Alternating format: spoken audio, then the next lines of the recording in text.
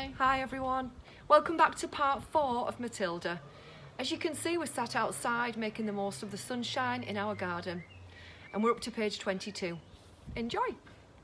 Mummy, Matilda said, would you mind if I ate my supper in the dining room so I could read my book? The father glanced up sharply. I would mind, he snapped. Supper is a family gathering and no one leaves the table until it's over. But you're not at the table, Matilda said. We never are. We're always eating off our knees and watching the telly. What's wrong with watching the telly, may I ask? The father said. His voice had suddenly become soft and dangerous. Matilda didn't trust herself to answer him, so she kept quiet. She could feel the anger boiling up inside her. She knew it was wrong to hate her parents like this, but she was finding it very hard not to do so.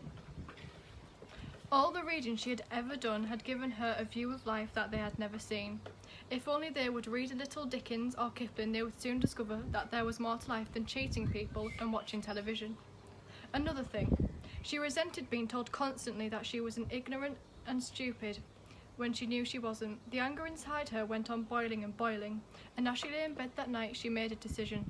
She decided that every time her father or her mother was beastly to her, she would get her own back in some way or another. A small victory or two would help her to tolerate their idiocies and would stop her from going crazy.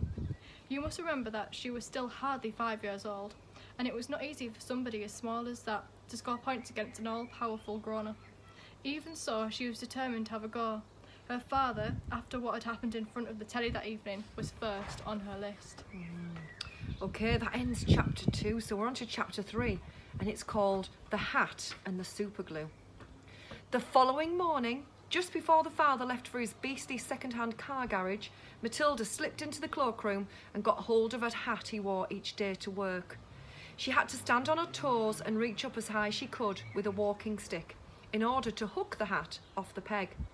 And even then, she only just made it. The hat itself was one of those flat-top pork pie jobs with a jay's feather stuck in the hat band, and Mr. Wormwood was very proud of it.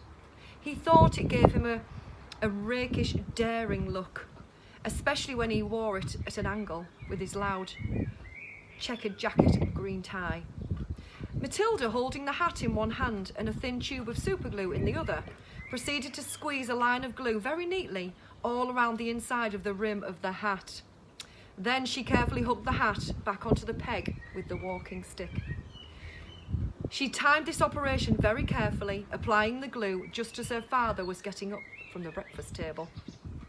Mr. Wormwood didn't notice anything when he put the hat on, but when he arrived at the garage, he couldn't take it off.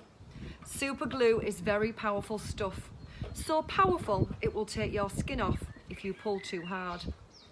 Mr. Wormwood didn't want to be scalped, so he had to keep the hat on his head the whole day long, even when putting sawdust in gearboxes and fiddling with the mileage of cars with his electric drill.